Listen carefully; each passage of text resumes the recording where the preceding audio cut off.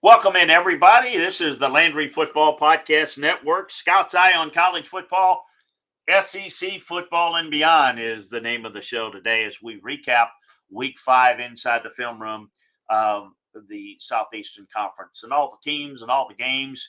An interesting week. Let's get right to it. From a number of different directions we can go. Mississippi State beating Texas A&M with Will Rogers throwing for a ton of yards and 3 touchdowns and a brutal performance, and yet again another brutal performance by the Aggies offensively.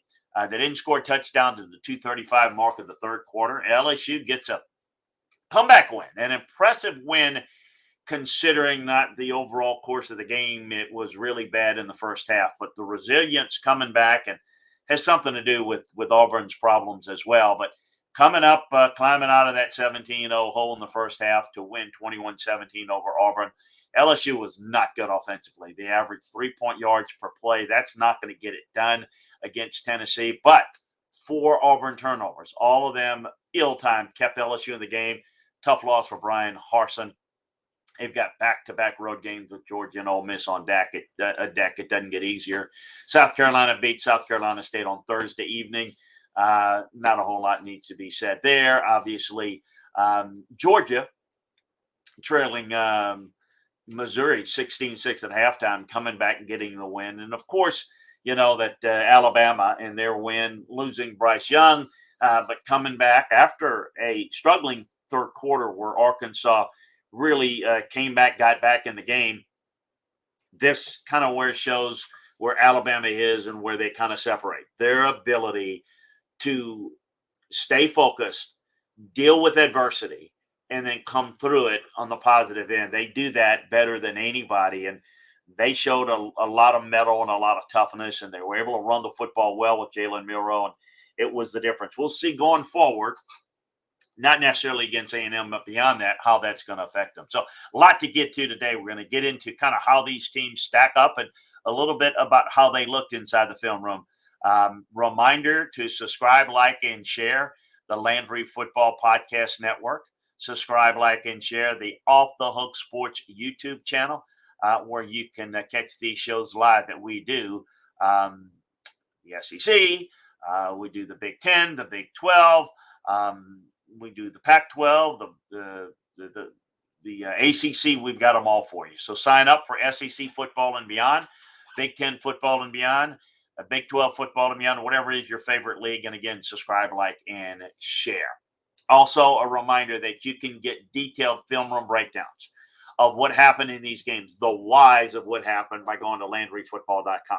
You can get the previews of all the games over at LandryFootball.com. That'll take you through everything from a coaching and scouting perspective, what we're seeing about these teams, these players, these coaches, these schemes. So make sure that you check out and take advantage of the football season sale today.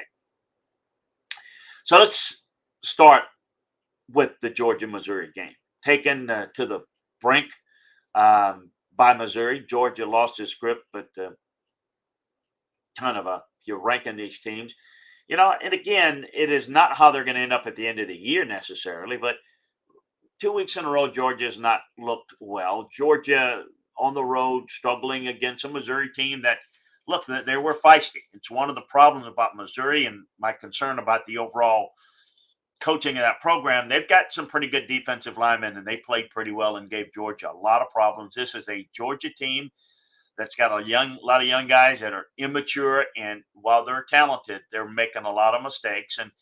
But on the positive end, they found a way to come back and win a game that they could have easily lost. They didn't. They needed 2 touchdown drives in the fourth quarter to hold them off, but they scored on 4 consecutive drives. That was key. Alabama doubled up Arkansas on the road despite the injury to Bryce Young. Ole Miss was an impressive win over Kentucky. I thought the defense played well. I thought Kentucky made too many mistakes, too many red zone empties there where they came out of it not like they needed to win a game like this. It was, to me, about situational football, turnovers, mistakes, and defense. And I was thinking that with these two offenses that it might be more of an offensive affair. It really wasn't. It was Ole Miss's defense and playing a little bit cleaner at home that was the difference in this game. Not a whole lot separates these two teams, but Kentucky was not as clean as Ole Miss, and they were not as opportunistic as Ole Miss. Mentioned LSU's fourth straight win under Brian Kelly. So let's take a look at kind of how they stack up right now. We're going to kind of take it from the bottom. Vanderbilt's the worst looking team in the league. AJ Swan played with some confidence ahead of his first career start last week against Alabama, but they, through 5 games, I think there's some improvement comparatively to speaking to last year, but they're not really good. And look, they've got their preseason win total where it needs to be 3. I mean, 3 was about the over and under, but they beat some horrifically bad teams, but they still won 3 games. I don't know that they're going to win another. If they're able to win one, kudos to them. 4 wins would be, by their standards, pretty good. Auburn, certainly, we know the end is near, maybe during the season here, but without a clear vision of where they're going to go going forward, it'll be interesting to see how long they take this. It could be during the year. I thought against LSU, Robbie Ashford played well. I thought they had a good game plan. It just didn't hold up because of the mistakes. They're shooting themselves in the foot. They play a clean game. They beat LSU. They don't have enough in the passing game. LSU had a few blown coverages, and Auburn was able to take advantage of that and get to that lead. But I would put those teams at the bottom. I would then put Missouri and South Carolina in that next group, along with A&M. But I think Missouri and South Carolina probably in that next tier. I give Missouri some credit for the way they played.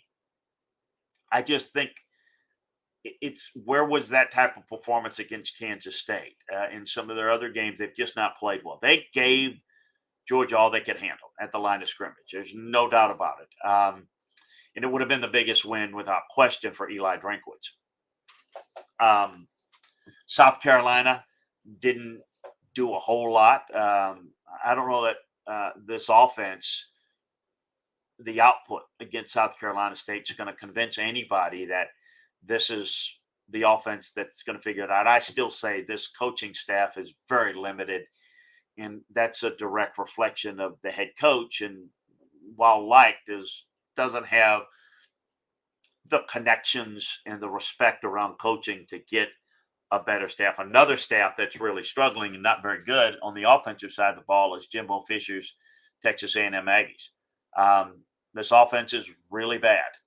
They are not playing well at the line of scrimmage. They don't have guys that can get open. They got one guy that's got playmaking ability in Devin Achane. It's bad. I mean, this is not like, oh, what's wrong with them? Are they going to shake out of it? They're not going to shake out of it. I mean, they could be 100% better in the next 2 weeks and still be a bad offense. They're way inconsistent. Red zone turnovers, not just idle mistakes of lack of concentration, not really good. That's going to be an issue. That hurt their chances in Starkville. This was an easy game. It was an easy game to forecast. It was an easy game to see and watch. That Mississippi State's just that much better. They're better coached right now, and they're more physical. Florida, I would put up next.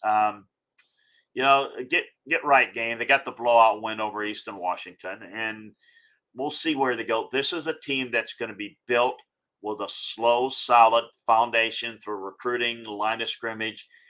They're not going to win a lot of games, but I think that they're going to play pretty consistent ball, and consistent in a bad way too, because there's certain things that they're not going to get a whole lot better on. Arkansas, look, I think there's a couple of things. The A&M game was a game that they lost. I mean, they just simply lost it, and they made crucial mistakes. So that's a game they're going to regret, because you always, as a coach, as a staff, you really have a hard time on games that you throw away.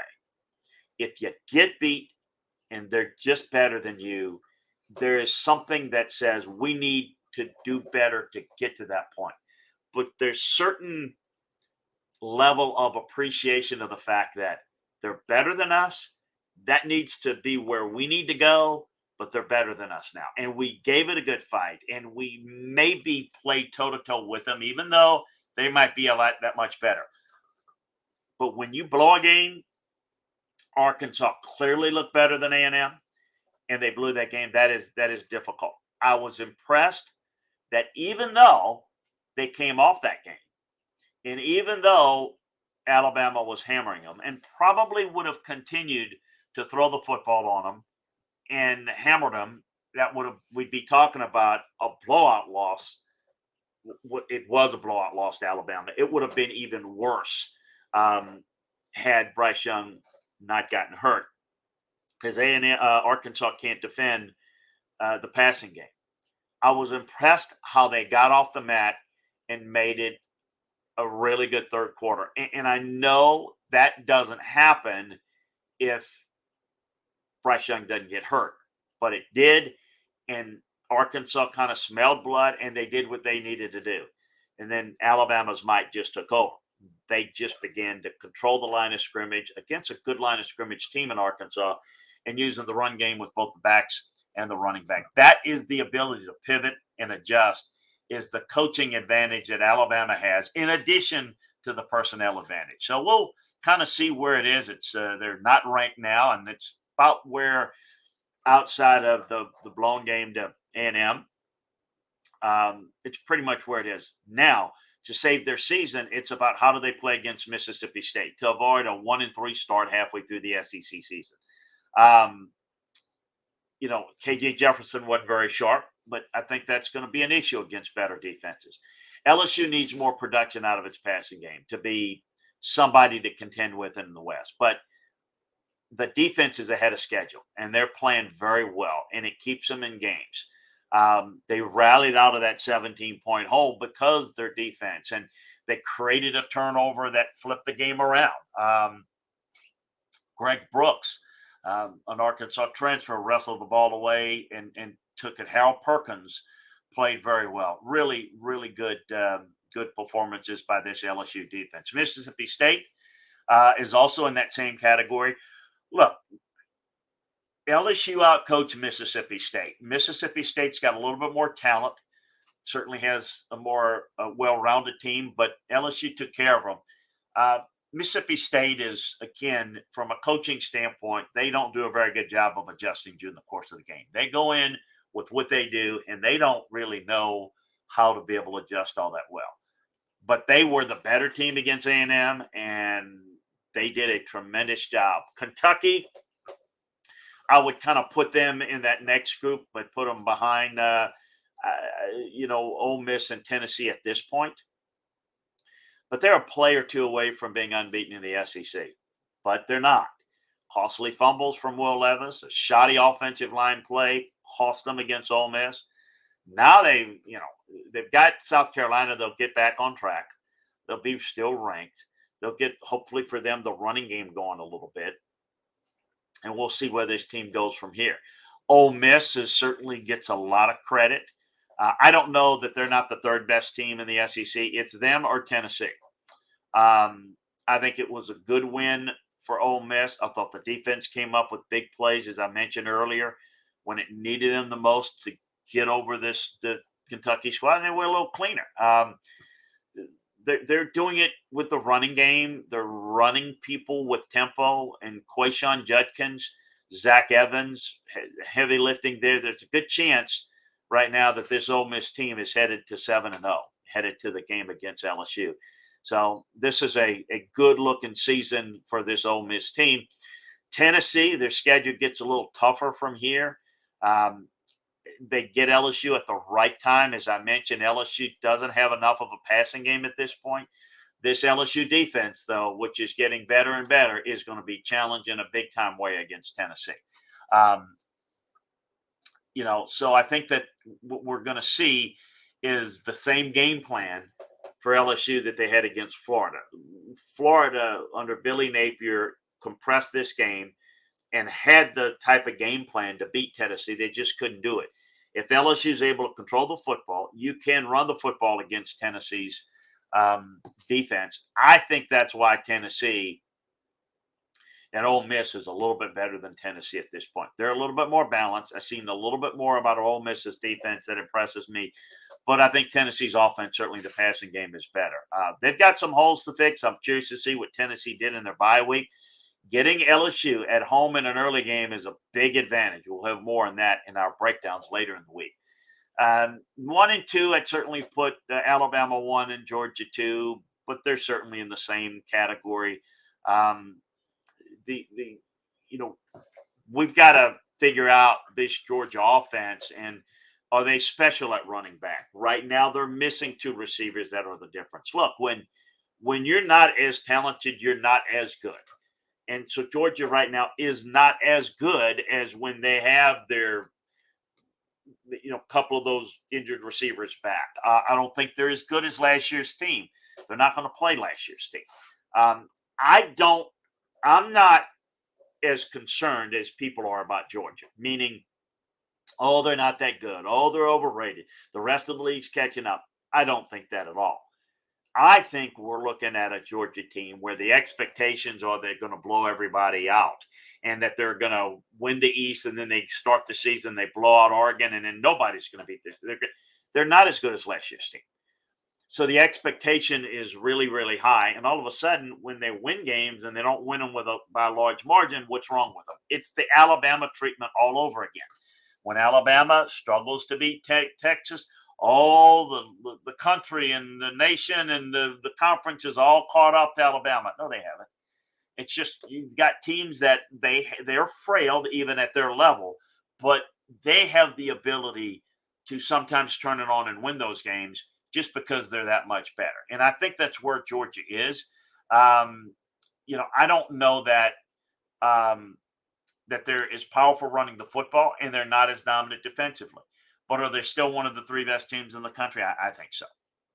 Alabama may be the best team in the SEC. They may be the best team in the country, or yet it might be Ohio State. Time will tell on that. But I thought they showed some resiliency, some toughness, and the positive about playing Jalen Milroe is the fact that they got the running game going. They got the offensive line factored in the running game. Now, they don't have the passing game to match up to it. But, boy, Jahmyr Gibbs was outstanding. Milroe was outstanding. They got big plays in the running game. So we'll see. I think that Bryce Young, if he can play this at some point later in the year or whenever he's cleared to play, this may give them the balance that they need to be the type of team that I think is going to help their defense and this team grow. I think we've seen Alabama do this enough under Nick Saban, where they grow, they develop, they get better as the season goes along. We've seen Georgia be consistently good. We've not seen Georgia react the year after winning a national championship for a long time, since 1980. This is a different era. And I think this Georgia team is going to mimic Alabama in that regard, that I think they'll get better and better. Do I think an Ole Miss or a Tennessee could cause some problems for Alabama and Georgia? Yes, I think that Ole Miss could cause problems for Alabama. I think Tennessee could cause problems for Alabama. I think Tennessee could cause problems for Georgia. But I think Georgia and Alabama are better and will likely win those games. More on that later as we get into those games and we see the health of both teams at that time. A reminder, you can get even more detailed film room breakdowns of all the teams, all the games in the SEC as well as around the country over at LandryFootball.com. So check that out. Take advantage of our football season sale today. A reminder to subscribe, like, and share the Landry Football Podcast Network, SEC Football and Beyond, as well as the Off the Hook Sports YouTube channel. So we'd appreciate it, again, if you subscribe, like, and share, and let us know how you feel about it so that we can make these shows better and better for you. Appreciate you joining us. We'll talk to you again next time on another edition of SEC Football and Beyond, Big Ten Football and Beyond, any conversations we have on college football. You can catch them all, on the Landry Football Podcast Network. See you soon, everybody.